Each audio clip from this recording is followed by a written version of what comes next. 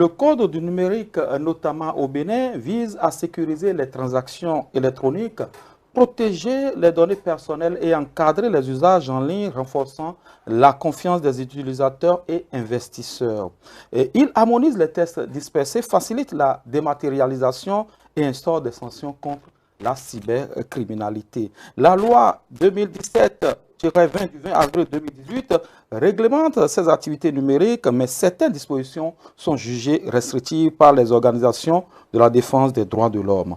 Code du numérique et liberté d'expression, c'est bien le thème de cette émission qui reçoit pour vous Dr Kemal Afagnon. Dr Kemal, bonjour. Bonjour. Comment vous allez? Très bien, merci. Nous allons revenir à vous tout à l'heure, le temps de cette émission. Vous allez nous dire de quoi relève la thématique de cette émission. Je ne serai pas seul pour conduire cette émission. Je me ferai accompagner, comme d'habitude, par mon alter ego, celui-là qu'on ne présente plus, Alphonse Moïse Soulé. Bonjour.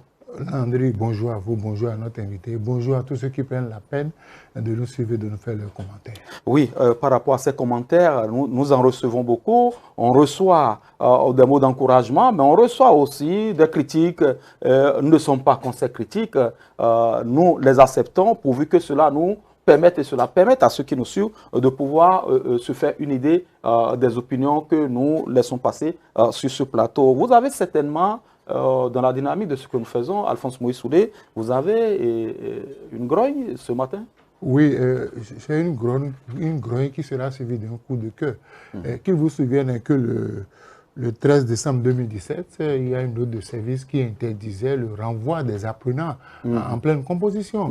Et je crois que apparemment tout le monde a baissé les bras et certains surveillants, certaines autorités administratives ont repris du service. Vous ne pouvez pas renvoyer un enfant en pleine composition. Il faut éviter ça parce que quand l'enfant est renvoyé en pleine composition, quelle note il va recevoir parce qu'il n'a pas suivi la composition. C'est vrai que les parents ont l'obligation morale de s'acquitter des frais de scolarité. Vous ne pouvez pas envoyer votre enfant à l'école et ne pas payer les frais de scolarité. Cependant, les autorités ont d'autres moyens pour recouvrir les frais de scolarité. Mais je constate. Et ça se passe encore, ça a repris du service dans les écoles publiques. En pleine composition, on renvoie les enfants, des enfants qui habitent à des kilomètres.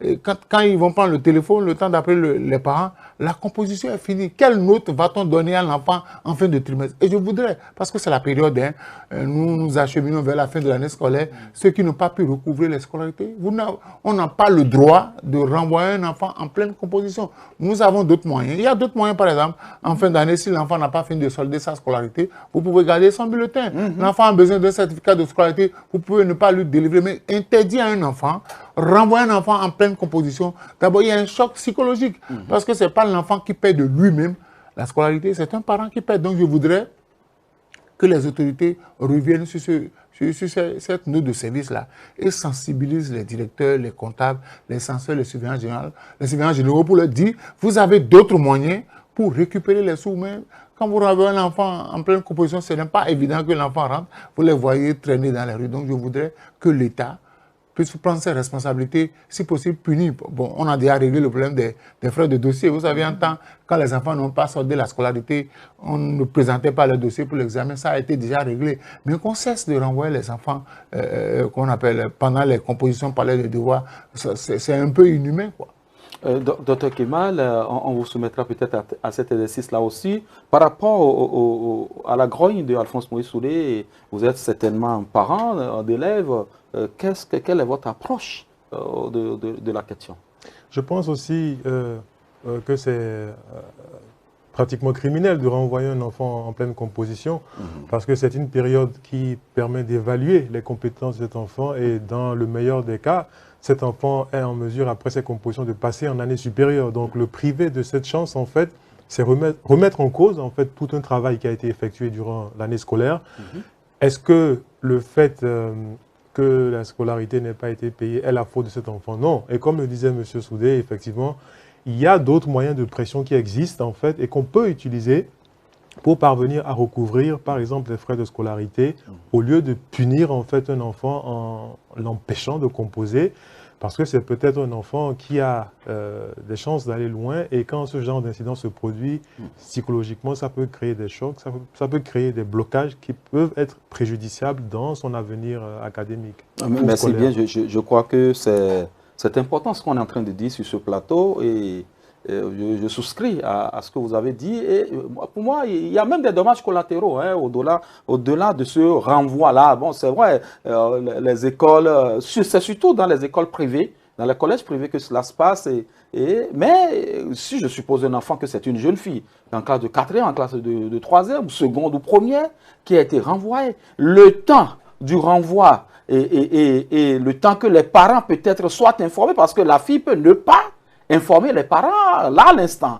Et puis, elle rentre en divagation dans la nature. Et bien là, on ne mesure pas la dangerosité de l'acte qui a été posé parce que c'est un principe de cause à effet. C'est parce qu'on l'a renvoyé des cours, alors que les parents s'imaginent que leur enfant est dans un cadre d'éducation, qu'il est en salle et tout. Et lorsque la fille sort de l'école comme ça, bon voilà, elle rentre dans la nature.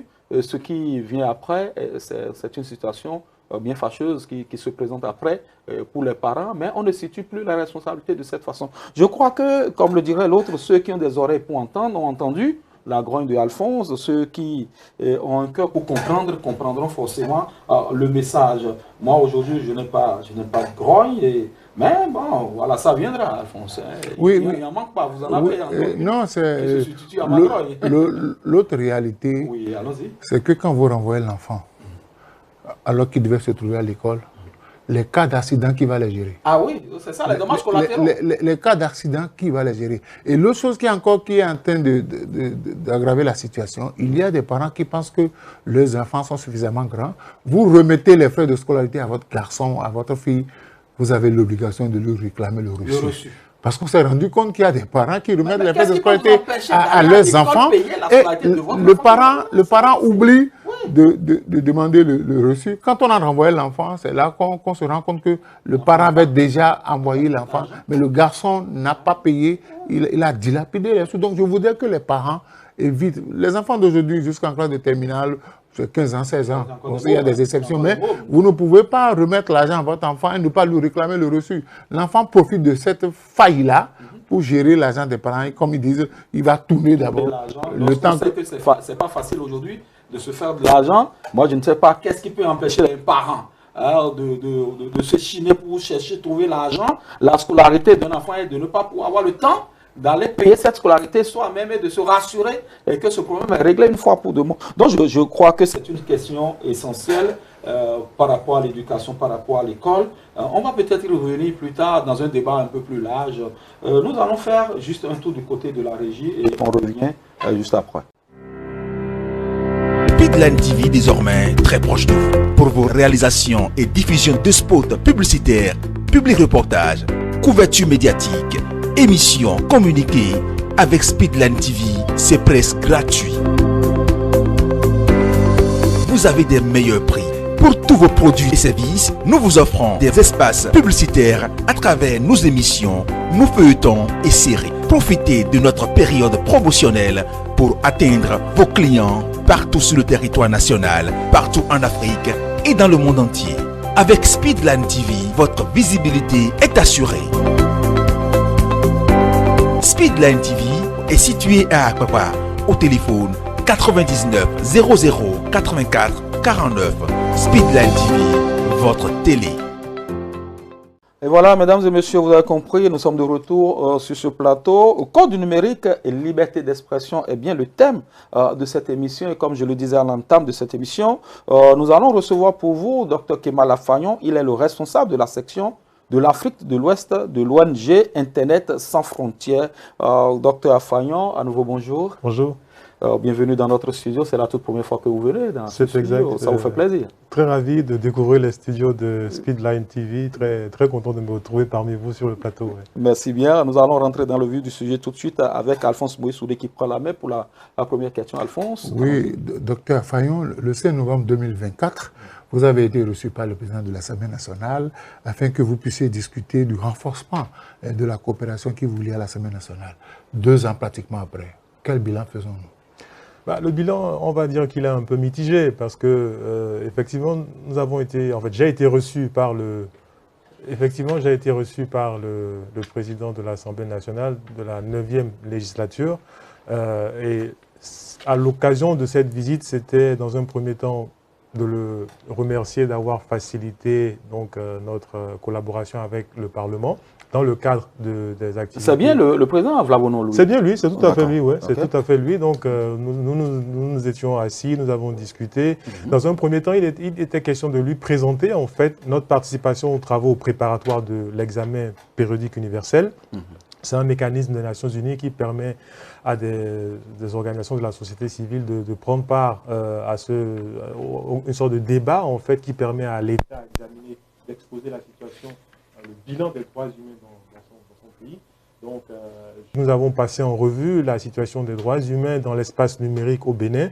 Nous avons présenté, par exemple, les forces et les faiblesses du code numérique, un texte de loi qui a été promulgué en République du Bénin et qui vient régir, en fait, quantité d'activités dans le paysage numérique béninois. Donc, nous avons présenté un peu les recommandations que nous avons formulées à ces partenaires techniques et financiers du Bénin.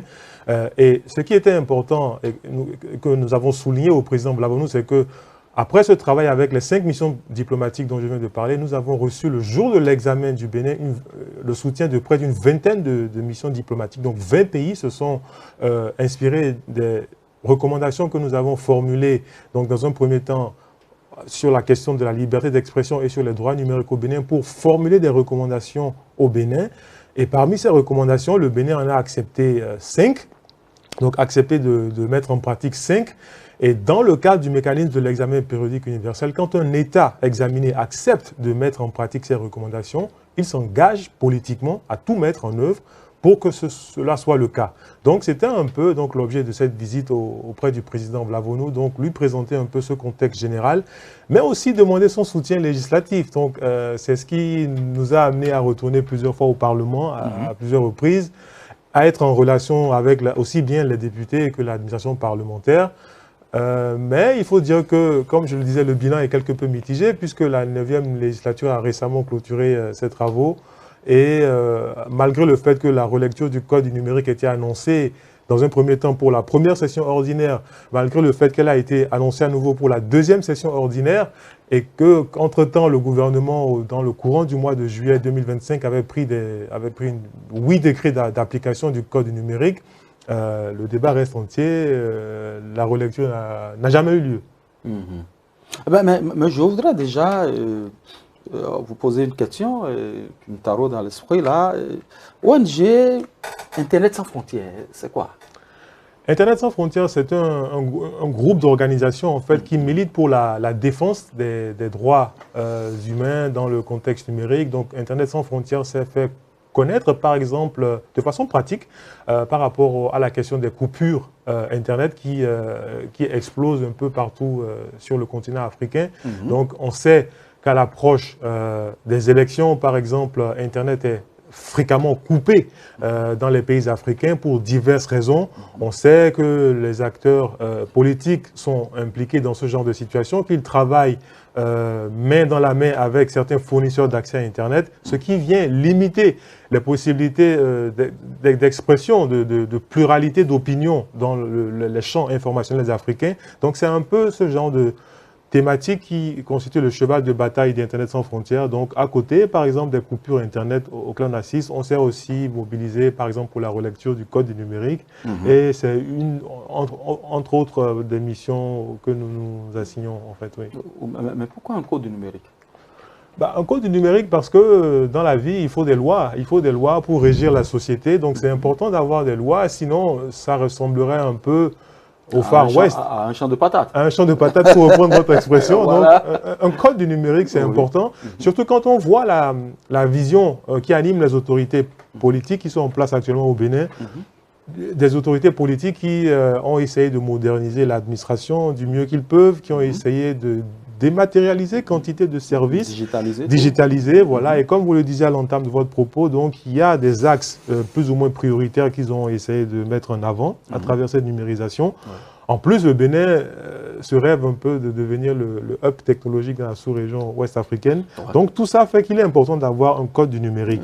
L'idée, a priori, n'est pas mauvaise, mais ce qu'on observe, c'est que dans le cas du Bénin aussi est inclus, ce qu'on observe, c'est qu'il arrive parfois que les autorités se servent en fait de ce genre de texte de loi qui représente une avancée majeure dans la régulation des activités numériques pour, en quelque sorte, cadenasser l'expression plurielle, en fait. Ouais.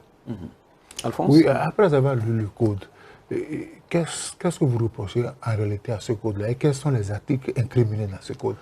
Alors, ce code, par exemple, comme je le disais, est un texte de loi très intéressant, très riche, en fait, très fourni, en fait, qui couvre une large étendue d'activités. Donc ça, c'est un fait et il faut le reconnaître, le saluer. Toutefois, vous avez des articles dans ce code qui sont rédigés de manière très vague, en fait, et très large, en fait. Donc, il y a un caractère passable qu'il faut souligner par rapport à la rédaction de ces articles. Il y a aussi le fait que vous avez des articles, donc par exemple comme l'article 550, en fait, qui est l'un des articles qui suscite beaucoup de polémiques dans le contexte béninois, très controversé, qui parle de la question du harcèlement par voie de communication électronique. Vous avez la question de la diffusion de fausses nouvelles aussi, qui sont libellées de manière bancale, en fait. Et à côté de ça, vous avez aussi des termes qui ne sont pas définis dans ce texte de loi, des termes comme le numérique qui devait être la colonne vertébrale d'un tel document, qui n'est pas défini dans ce texte de loi. Vous avez le terme de la cybersécurité, le terme de la cybercriminalité, qui n'est pas défini non plus. Donc vous avez certains thèmes pour le moins saillants qui ne sont pas définis dans ce texte, à côté de définitions vagues de terminologie qui sont appliquées ou interprétées à tort et à travers, en fait, lors de situations qui peuvent se produire dans le champ numérique béninois, en fait. Donc, vous avez l'article 550, par exemple, qui continue de provoquer beaucoup de polémiques, en fait. Ouais. Vous avez aussi les articles suivants, l'article 553 par exemple, qui traite... L'article 550, ça dit quoi dans le fond? Vous avez le libellé oui, en fait, quiconque... Donnez-nous lecture, si vous l'avez, de façon ramassée. Je n'ai pas le libellé exact ici, oui, mais l'esprit, c'est qu'en fait, quiconque harcèle par le biais d'une communication électronique, en fait, peut être poursuivi. Donc vous avez des peines... il y a des peines de liberté, il y a aussi les amendes en fait, qui sont dans ce texte en fait.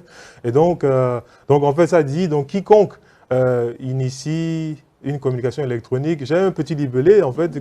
Allons-y. On va avoir juste une idée, hein, donc, le législateur dit, donc quiconque initie une communication électronique qui contraint, intimide, harcèle ou provoque une détresse émotionnelle chez une personne en utilisant un système informatique dans le but d'encourager un comportement grave, répété et hostile, est puni d'une peine d'emprisonnement d'un à 2 ans et d'une amende de 500 000 à 10 millions ou de l'une de ces deux peines seulement. Donc on a une terminologie qui peut être comprise d'une époque à l'autre de manière différente. Par rapport aux écoles de pensée aussi, on peut le comprendre de manière différente. Donc, c'est l'une des raisons pour lesquelles nous nous étions assis avec le législateur pour demander que ces expressions soient clarifiées et que, en fait, par rapport au principe résiduel de liberté en droit, donc il y a une définition de manière très précise des infractions libellées dans ce texte, dans cet article par exemple.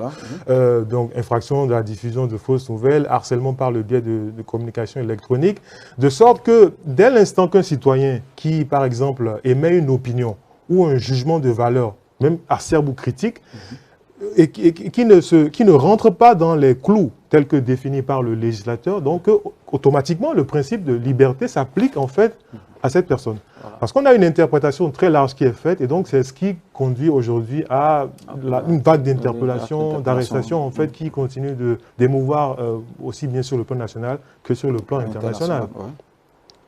Donc, à côté de l'article 550, on a aussi l'article 553, par exemple, qui, lui, traite de l'incitation à la rébellion. Vous avez aussi l'article 558 qui traite de la question des injures. Et puis, vous avez l'article 527 qui est relatif à l'enregistrement d'images liées à la commission d'infraction. On a un cas précis, par exemple, qui s'est déroulé à Nati Tengu dans un passé récent. Donc, un citoyen lambda avait filmé une scène de bastonnade avec des forces de l'ordre qui s'attaquait à un motocycliste qui n'avait pas son casque. Et donc, cette affaire a été portée devant les tribunaux. Et l'affaire a suscité tellement d'émoi, donc tellement de critiques vives au sein de la société que on a dû libérer cet individu qui avait filmé parce que le législateur, en fait, les tribunaux se sont rendus compte qu'il y avait un problème par rapport à la façon dont cet article avait été interprété, en fait. Donc, c'est pour toutes ces raisons que nous sommes rapprochés du législateur, en fait, donc le 9e législature, pour essayer de voir qu'est-ce qui peut être fait. Parce qu'on ne va pas réinventer la roue. Donc le Bénin est un pays qui vit dans un espace. Qui vit dans un espace, donc, dans une communauté. Voilà. On n'est pas en autarcie. On n'est pas en autarcie du tout. Donc, on n'est pas en autarcie du tout. Donc on est dans un espace. On a déjà des règles qui régissent la vie de tous les jours dans le monde normal. Et par exemple, quand on parle de règles qui régissent la vie dans le monde de tous les jours, c'est la Constitution. Par exemple, on a une Constitution qui est riche, qui est bien fournie, avec des articles qui, par exemple, garantissent la liberté d'expression, par exemple. Et au-delà de la Constitution, on a aussi des conventions internationales qui ont été ratifiées par le Bénin, par exemple. Donc, par rapport à tout ce contexte, en fait, quand on prend les normes législatives du droit national et quand on prend les normes internationales, on voit, par exemple, que le Code du numérique va au-delà des normes prescrites par le cadre de la Constitution et des normes des conventions internationales. Donc, c'est pour toutes ces raisons que nous avons fait ce plaidoyer auprès du législateur pour donc, montrer qu'il y a un travail de relecture qui est nécessaire, en fait. Et ces articles, en fait, que je viens en prenant juste le cas des articles 550 et suivants, montrent, en fait, qu'il y a matière à réflexion, qu'il y a quelque chose qui peut être fait pour perfectionner ce texte au regard de l'ambition affichée par les autorités politiques béninoises. En fait. Mais est-ce que vous avez senti une envie du législateur de corriger ce texte-là? Pour être honnête avec vous, on a senti, lors des travaux, on a senti un intérêt et une volonté. Mais après, au-delà de la salle de réunion, au-delà des séances de travail, on a l'impression que la volonté politique fait défaut, en fait. Donc, parce que comme vous l'avez dit, ça fait déjà 2 ans, par exemple, que j'ai rencontré le président Blavonou pour demander, lors de la 9e législature, son appui pour faire avancer les choses. Donc, on a l'impression qu'il y a un manque de volonté politique pour faire avancer les choses, alors que c'est des engagements, par exemple, que le Bénin a pris dans le cadre de l'examen périodique universel pour réviser, en fait, on va dire les dispositions de ce texte de loi, en fait, qui sont contraires, en fait, aux bonnes pratiques en matière de droit. Oui, mais là, déjà, à sa prise de fonction, l'actuel président de l'Assemblée nationale, professeur Fifa Medjogbenou, Joseph, a dit qu'il y a des tests qui seront revisités, si je me trompe. Hein, et voilà. Est-ce que votre ONG a déjà eu cette démarche envers lui pour qu'on puisse déjà inscrire à l'ordre du jour vos préoccupations? C'était une promesse qui a été faite, par exemple, au sortir de la 8e législature. Donc, il avait été dit que des textes comme le Code du numérique seraient relus durant la 9e législature. Donc, ça n'a pas été fait. Nous, on est en contact avec l'administration parlementaire. Donc, nous avons, par exemple, c'est de manière conjointe que nous avons co-organiser les ateliers parlementaires dont je parlais avec l'administration parlementaire. Donc nous sommes toujours en contact avec eux. Ce sera un plaisir de reprendre langue avec eux et de travailler avec la 10e législature. Pourquoi pas? Mais après, comme je le disais, en fait, si nous avons tenu à organiser l'atelier qui s'est tenu hier, par exemple, avec les acteurs étatiques et des acteurs de la société civile, c'est dans un premier temps parce que le Bénin a pris des engagements, comme je disais, dans le cadre de l'examen périodique universel, et que nous sommes à mi-parcours, en fait, de l'évaluation de ces engagements. Or, ce qu'on voit, c'est qu'à mi-parcours de l'évaluation, très peu a été fait par rapport à la défense des droits numériques. C'est pour ça que nous avons tenu à organiser cet atelier avec aussi bien les acteurs étatiques que les acteurs civils, pour essayer de voir comment est-ce qu'on peut se réapproprier en fait ces engagements qui sont toujours là, qui ont besoin d'être pris à bras le corps par les autorités politiques, et voir aussi comment est-ce qu'on peut faire avancer voilà, la relecture effective. Mais qu'est-ce qui peut se passer si le Bénin ne respecte pas ses engagements en revoyant les articles à polémique?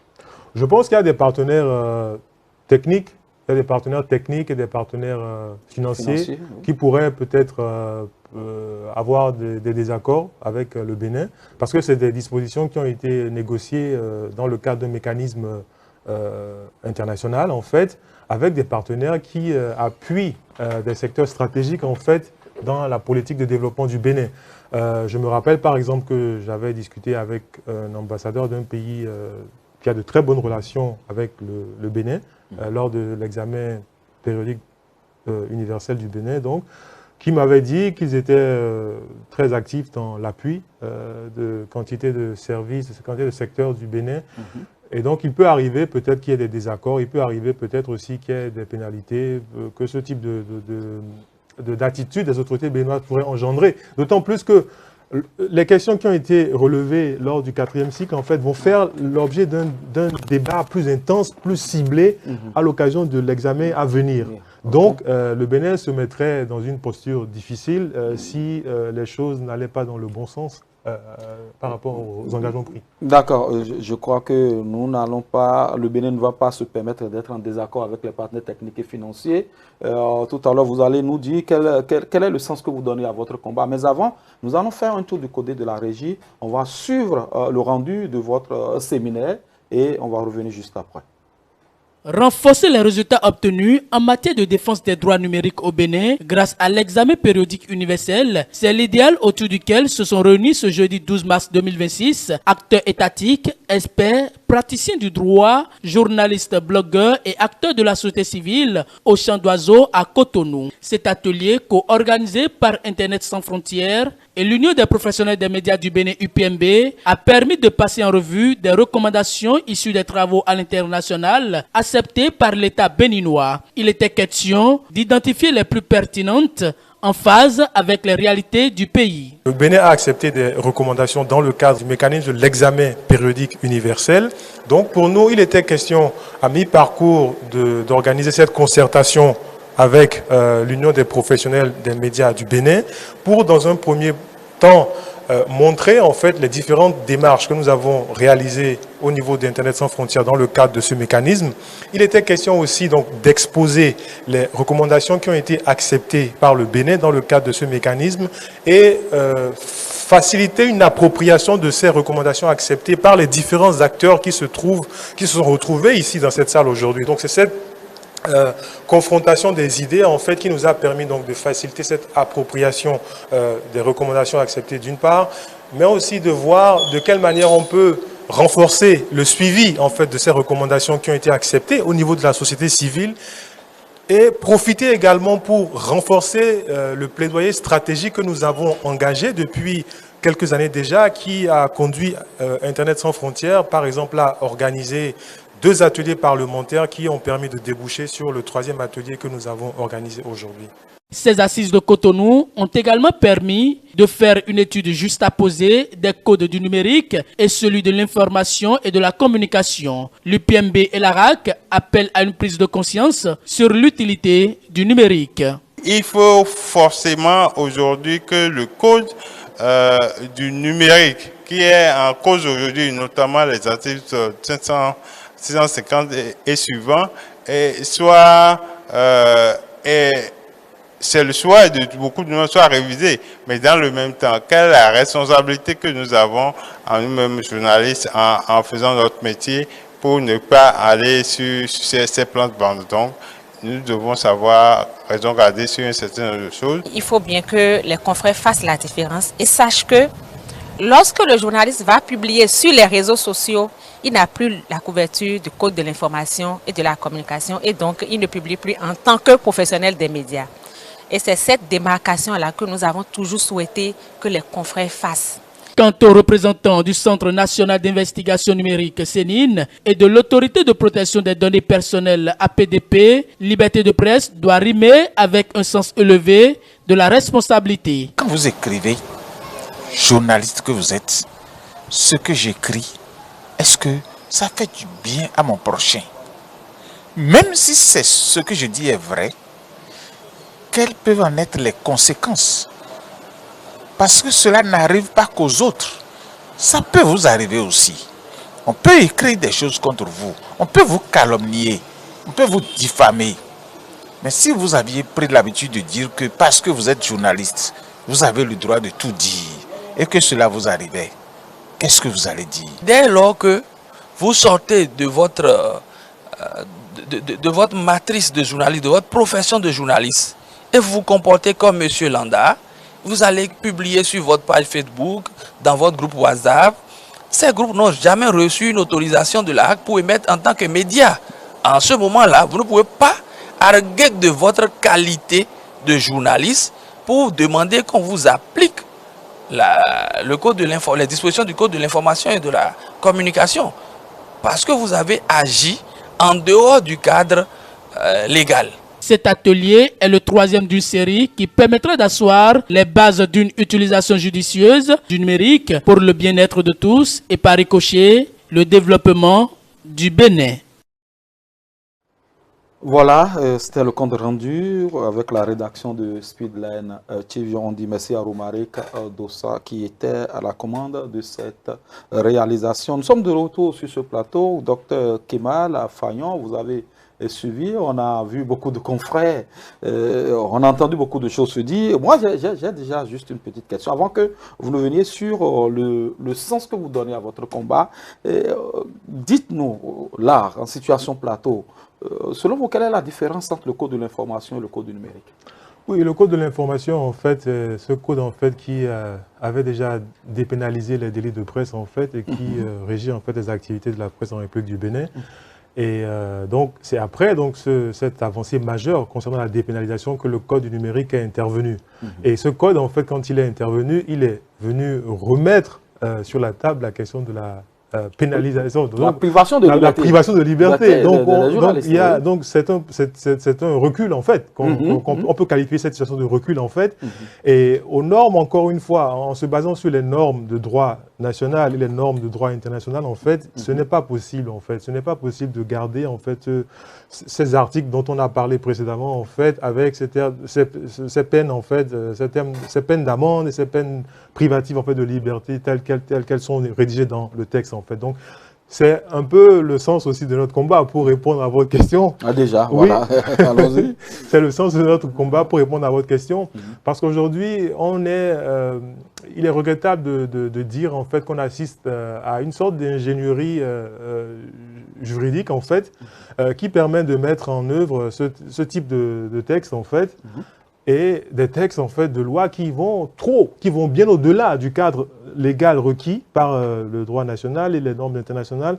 Et aujourd'hui, c'est une tactique qui est de plus en plus utilisée par quantité de gouvernements en Afrique. Le Bénin, malheureusement, on va dire, fait partie de ce groupe de pays, parce que depuis un certain temps, on assiste malheureusement à un durcissement autoritaire, et ce durcissement autoritaire passe aussi par ce type de loi aujourd'hui, qui ont fait l'objet d'un intense débat lors du quatrième cycle de l'examen périodique, parce que lors de ce cycle, de cet examen, où le Bénin a justement accepté les 5 recommandations dont je parlais précédemment, la critique est venue de ces 20 pays en fait, qui se sont inspirés des recommandations que nous avons formulées avec nos 2 partenaires, un partenaire nigérian et notre partenaire britannique en fait, pour montrer en fait les lacunes en fait et les faiblesses que contiennent qui sont contenues dans le code du numérique en fait.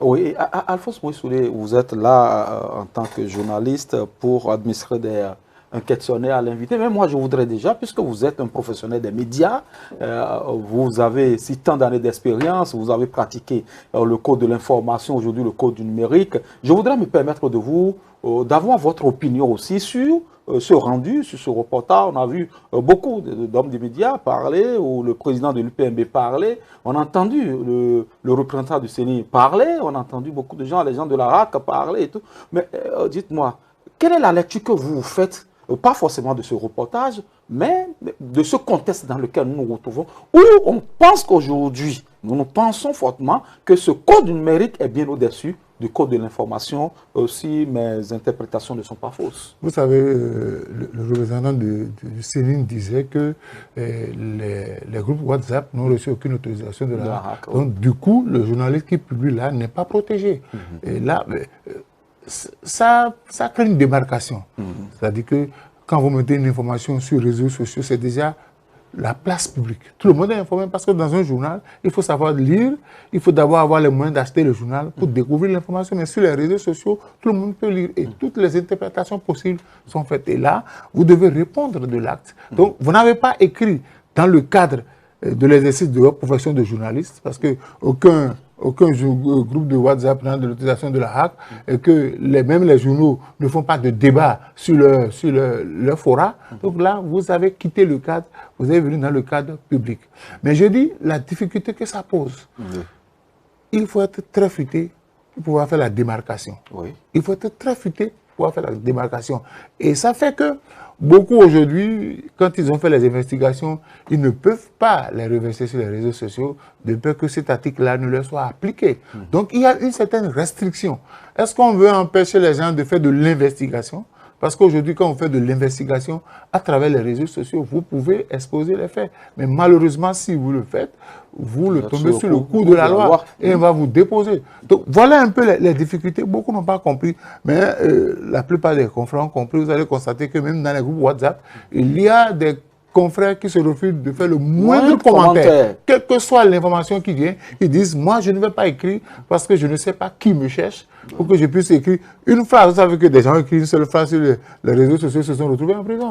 Parce qu'on a dit incitation, machin, et puis on les prend. Donc aujourd'hui, on a comme l'impression qu'on a semé la peur dans les têtes, on a l'information, mais personne, même quand vous voulez écrire à votre frère en inbox, en privé, on a peur. Quand vous voulez faire des audios, vous avez peur parce que celui-là pourrait peut-être pas inadvertance transférer votre audio à quelqu'un d'autre et ça se retrouve dans un grand groupe. Vous êtes obligé de répondre alors que vous étiez en train de discuter simplement avec un frère, un ami qui par erreur a transféré. Donc aujourd'hui, les gens font très attention parce que les confrères ont dit non, nous, on ne veut pas aller publier nos écrits dans les groupes WhatsApp. Nous allons écrire dans nos journaux, mais il y a des informations qu'on ne peut pas donner parce que l'information, ça se manipule très vite et ça va se retourner contre nous. Oui, mais maintenant, lorsque, je voudrais juste savoir, lorsqu'on voit un peu l'initiative de Frontières sans Internet, est-ce que vous ne pensez pas que les autorités devraient s'approprier ce combat aussi et rester dans la vulgarisation, rester dans la sensibilisation, la conscientisation, parce que ce texte est tellement, pour moi, est ambigu. Si bien que, vous voyez, vous avez donné votre interprétation. Notre invité a été clair. Il a dit qu'il faut d'abord définir les thèmes. Il faut qu'on s'entende sur le contenu des différents. Parce que si on ne s'entend pas sur le contenu, ça va poser problème. Et je crois que la seule faveur que je demande aux autorités, c'est de relire ce code-là. Parce que, et je vais le demander en même temps à notre invité, est-ce qu'après la mise en application de ce code-là, les comportements ont évolué? Je pense que c'est l'une des questions qui a été posée hier aux acteurs étatiques qui étaient présents à notre atelier. Et ils ont été honnêtes de reconnaître que les comportements, en fait, les comportements n'ont pas évolué, donc c'est on va dire un quasi-échec. Et c'est pour cette raison justement que hier, en fait, lors de l'atelier, on a entendu qu'il y a des actions qui sont en cours pour mener une étude sociologique. Ça, on l'a entendu hier, pour réaliser une étude sociologique indépendante pour voir qu'est-ce qui peut être fait parce que les choses n'ont pas marché tel que ça a été planifié. Donc, c'est encore une fois la raison, donc c'est une raison de plus pour qu'on aille vers la relecture, en fait, de ce code. Parce qu'aujourd'hui, le fait de traîner les pas, en fait, nous fait penser au niveau d'Internet sans frontières, en fait, que les autorités cherchent malheureusement à contrôler les espaces de liberté d'expression sur les réseaux sociaux, sur Internet, comme elles ont l'habitude de le faire, par exemple, sur les médias de type classique, comme la télévision ou la radio. Donc, c'est parce que ces espaces de liberté leur échappent de plus en plus, que vous avez des populations qui migrent de plus en plus vers ces espaces, qui accèdent à de l'information, qui partagent de l'information, qu'elles considèrent ces espaces, en fait, comme des espaces qui pourraient venir pas déstabiliser, mais venir... No Man's Land. No Man's Land, voilà. Donc, No Man's Land, et donc, ce genre de situation les pousse aujourd'hui à prendre soit de tels textes de loi qui, voilà, permettent d'insuffler la peur, par exemple, au sein des populations. On sait aujourd'hui que vous avez aussi des acteurs qui proposent des services, par exemple, à certains gouvernements pour, par exemple, d'un claquement de doigts aujourd'hui, couper les fréquences qu'elles attribuent aussi bien dans le secteur radio, télé, que même le secteur des fréquences Internet. Donc, on est en train d'entrer dans une nouvelle ère aujourd'hui où les États, on va dire, s'équipent, aussi bien par les moyens législatifs que les moyens technologiques, en fait, pour réprimer l'expression plurielle, pour réprimer, en fait, la pluralité des opinions. Et ça pose un problème, parce que la démocratie, ce ce n'est pas uniquement les recettes fiscales, ce n'est pas uniquement la modernisation des infrastructures routières, ce n'est pas uniquement la numérisation des pans de l'administration. Donc ça va beaucoup plus que ça. Ça va au-delà de tout cela en fait. Et à l'approche des élections, c'est important justement que les populations puissent s'exprimer, puissent partager leur point de vue, leur opinion. Parce qu'on a vu par exemple le taux relativement bas de participation lors des législatives et des communales. Oui. Et c'est une tendance qui s'observe depuis quelques années. Donc on pourrait encore une fois connaître cette problématique. Or, le droit du suffrage universel, certes, il est important. C'est quelque chose de nécessaire pour que on a la succession des mandats et tout ça. Mais il est aussi important que le droit de la libre expression aussi, il est important. Ce sont deux droits en fait qui sont d'une importance capitale pour faire fonctionner la société en fait. Je crois qu'après l'implémentation de ce code du numérique, on devrait pouvoir s'arrêter et faire le bilan comme vous êtes en train de le dire, on l'a fait.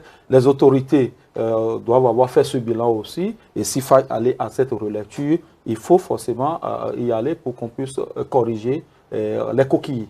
Tout ce qui n'a pas pu marcher au niveau de ce code. Mais dites-nous, quels sont les moyens dont vous disposez pour faire fléchir les positions? Parce que là, on sent que depuis 2 ans, 3 ans, vous êtes dans ce combat, mais bon, ça ne bougeonne pas. Alors, c'est vrai que, oui, il faut être réaliste pour dire que ça ne bouge pas comme on l'aurait souhaité.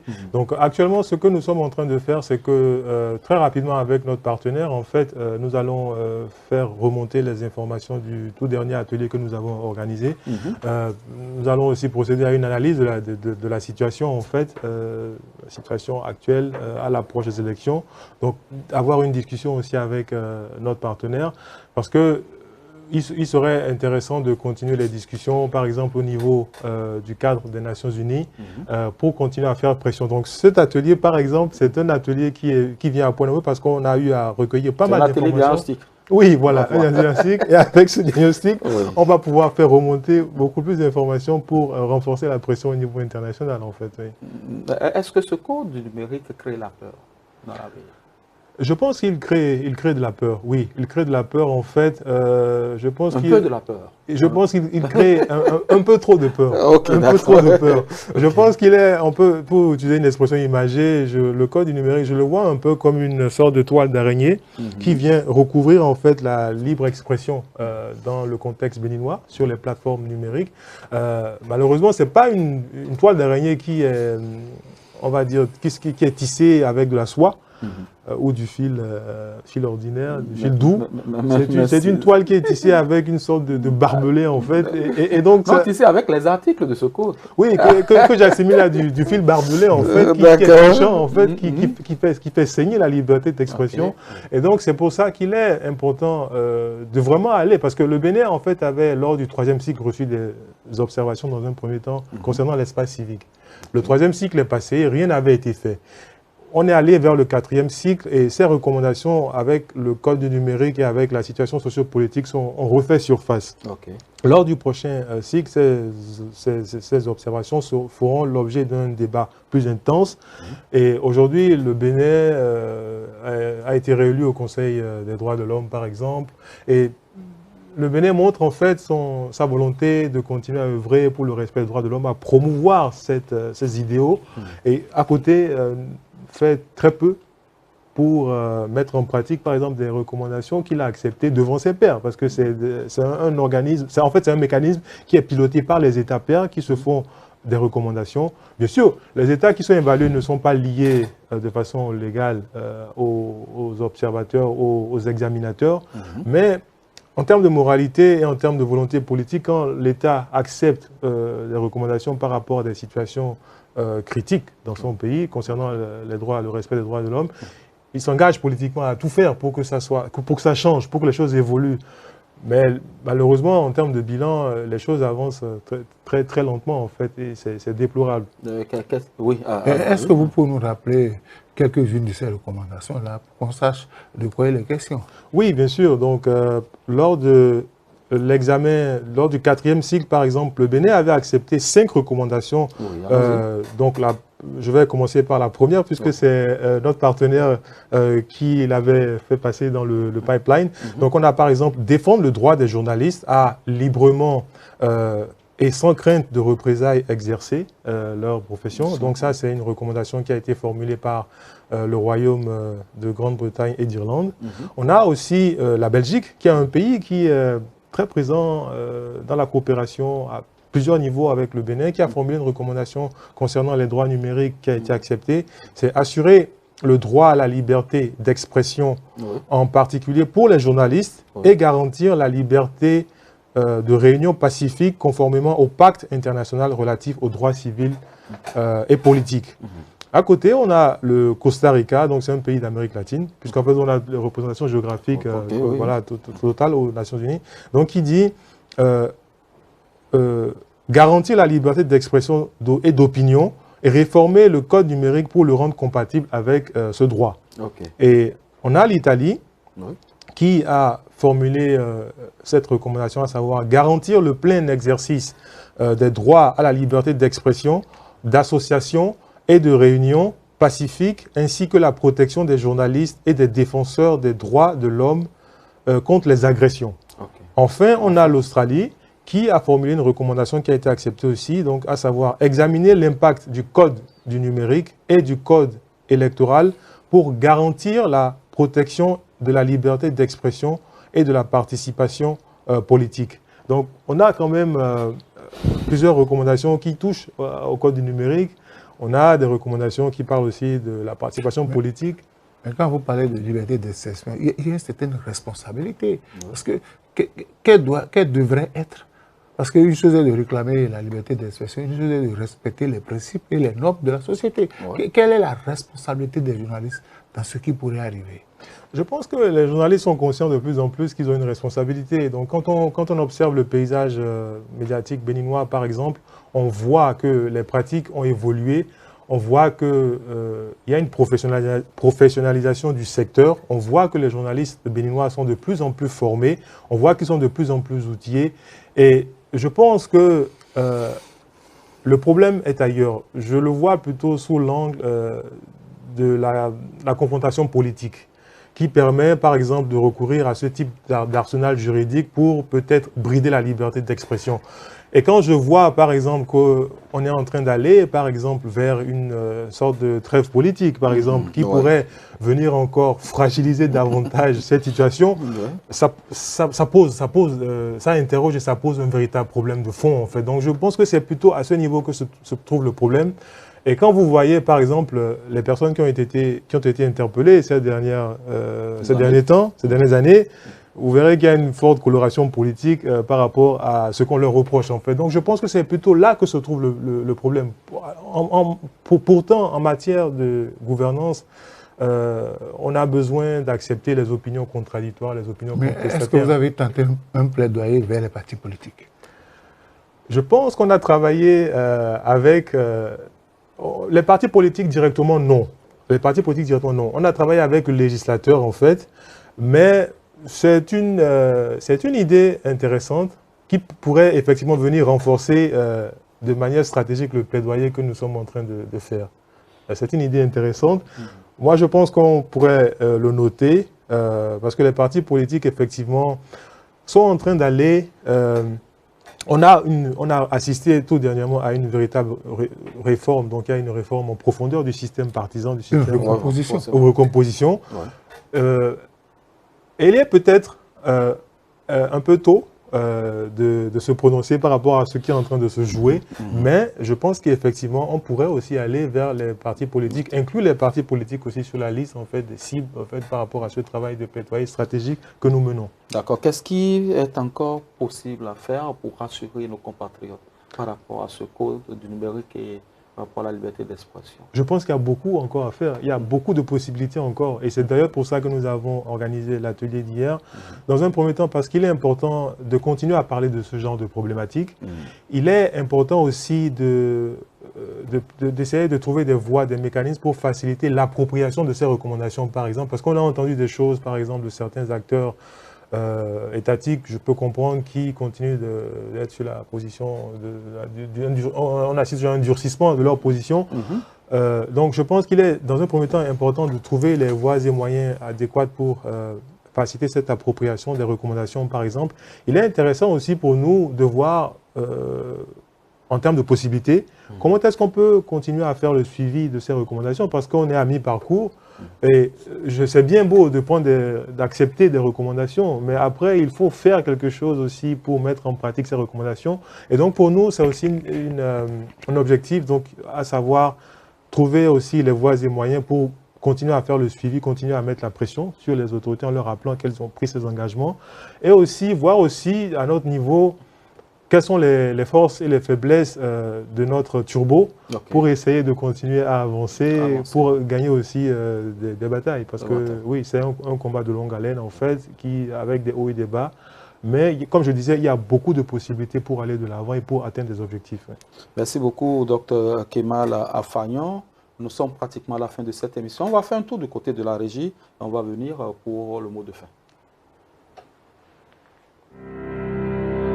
Speedline TV désormais très proche de vous. Pour vos réalisations et diffusion de spots publicitaires, publics reportages, couverture médiatique, émissions, communiqués, avec Speedline TV, c'est presque gratuit. Vous avez des meilleurs prix. Pour tous vos produits et services, nous vous offrons des espaces publicitaires à travers nos émissions, nos feuilletons et séries. Profitez de notre période promotionnelle pour atteindre vos clients partout sur le territoire national, partout en Afrique et dans le monde entier. Avec Speedline TV, votre visibilité est assurée. Speedline TV est situé à Akpapa, au téléphone 99 00 84 49. Speedline TV, votre télé. Voilà, nous sommes de retour sur ce plateau. Nous sommes à la fin de cette émission, mais on ne serait parti sans demander à notre invité, Dr Kemal Afagnon, son mot de fin. Alors, comme mot de fin, j'aimerais vous remercier de l'opportunité que vous m'avez offerte sur ce plateau, mais aussi en profiter pour m'adresser à la jeunesse, en fait, à demander à la jeunesse de faire une utilisation responsable, en fait, des réseaux sociaux. Aujourd'hui, il y a quantité d'informations intéressantes qu'on peut aller chercher sur les réseaux sociaux. Et quand on voit l'image que donne une certaine jeunesse du Bénin à l'international, par exemple, j'aimerais vraiment exhorter les jeunes internautes béninois à œuvrer pour que cela change en fait à travers leur attitude. Merci beaucoup, Dr Kemal. Alphonse Mouissoulé, nous sommes à la fin de cette émission. Oui, je voudrais embaucher la même trompette pour dire le numérique sert à beaucoup de choses, il faudrait qu'on en profite, mais je voudrais aussi que les autorités administratives et politiques se penchent quand même sur la relecture du code du numérique, parce que cela a créé la peur. Aujourd'hui, les gens ont peur de communiquer, on a l'impression que c'est une restriction de liberté. Donc je demanderais à la 10e législature, le professeur Jogboun a dit qu'il y a des lois qui seront revues et corrigées. Et je voudrais qu'on puisse jeter un coup d'œil sur ce code du numérique. Mesdames et messieurs, vous avez compris, nous sommes à la fin de cette émission. Le temps a été peut-être très court pour parler de ce thème aussi dense, aussi vaste qu'est le code du numérique et la liberté d'expression dans notre pays. Nous avons reçu pour vous Dr Kemal Afagnon. Il est le responsable de l'accession de l'Afrique de l'Ouest de l'ONG Internet sans frontières. C'est bien cela, Internet sans frontières. Merci de nous avoir suivis. Nous allons dire merci aussi à ceux-là qui nous suivent et qui nous font souvent le retour de cette émission. On veut dire bonjour et merci à Valentin Andibota qui coordonne tout cela de là où il est. On dit merci aussi à celui-là qui nous suit, Joachim Afissou. Il nous suit quelque part en Afrique. À la mise en œuvre de cette émission, Josué Kankoué, Bernardin Bonoubo, Loïc Djilan, Romaric Dossa, c'était l'équipe qui a conduit cette émission. On dit merci aussi à un certain nombre de députés qui nous suivent et qui nous font ce retour. Le député Didier Diago de la 5e circonscription électorale, Christophe Aïssi, Hippolyte Arondemé, tout cela. Je crois que vous devez pouvoir aller, Dr Kemal, aller vers ceux-là pour un lobbying afin que vos tests puissent être relus comme vous le souhaitez. Mesdames et messieurs, merci de nous avoir suivis d'ici à la portée ou bien demain reste un autre jour.